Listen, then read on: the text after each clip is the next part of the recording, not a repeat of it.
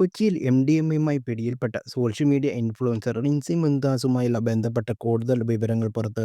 Cinema മേഖലയിലെ drug lady എന്നാണ് റിൻസി അറിയപ്പെട്ടിരുന്നു എന്നാണ് പോലീസ് പറയുന്നത്. യുവതിക്ക് സിനിമാ മേഖലയിൽ പ്രമുഖരുമായി ബന്ധമുണ്ടെന്നും പോലീസ് കണ്ടെത്തി. ഇവർക്ക് ലഹരി ഉൾപ്പെടെ എത്തിച്ചു നൽകിയതും നിൻസിയാണെന്ന് പോലീസ് വെളിപ്പെടുത്തി. ഷൂട്ടിംഗ് ലൊക്കേഷനിൽ വൻതോതിൽ ലഹരി റിൻസി വഴി ഒഴുകിയതായി പോലീസിന് വിവരം ലഭിച്ചു. ലഹരി ഇടപാടുമായി റിൻസി നടത്തിയ ചാറ്റുകളും പുറത്തു വന്നിട്ടുണ്ട്. ലഹരി കൈമാറിയ സിനിമാ താരങ്ങളുടെ പേരുകൾ റിൻസി പോലീസിന് നൽകിയിട്ടുണ്ടെന്നാണ് വിവരം. ക്രിപ്റ്റോ കറൻസി ഉപയോഗിച്ചുള്ള ഇടപാടുകളും നടത്തി. ഷൂട്ടിംഗ് ലൊക്കേഷനും പ്രൊമോഷൻ പരിപാടികളും റിൻസി ഉണ്ടെങ്കിൽ അവിടെ ലഹരി ഒഴുക്കാണെന്നാണ് പറയുന്നത്. സിനിമ കമ്പനിയായ ഒബ്സ്ക്യൂറ എൻ്റർടൈൻമെൻറ്റ്സിൻ്റെ ഭാഗമായിരുന്നു റിൻസി. ലഹരി കേസിൽ അറസ്റ്റിലായ റിൻസി ഒബ്സ്ക്യൂറ തള്ളിപ്പറഞ്ഞു.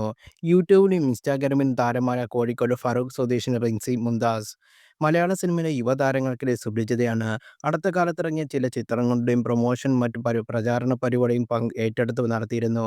എൻഡിഎംഎ മാത്രമല്ല കൊക്കൈൻ പോലുള്ള രാസവസ്തുക്കളും രാസലഹരിയും റിൻസി ആവശ്യക്കാർക്ക് എത്തിച്ചു നൽകിയിരുന്നു. ലഹരി ഇടപാടിനായി 10 ലക്ഷം രൂപ റിൻസി മുടക്കിയിട്ടുണ്ടെന്നാണ് പോലീസ് പറയുന്നത്.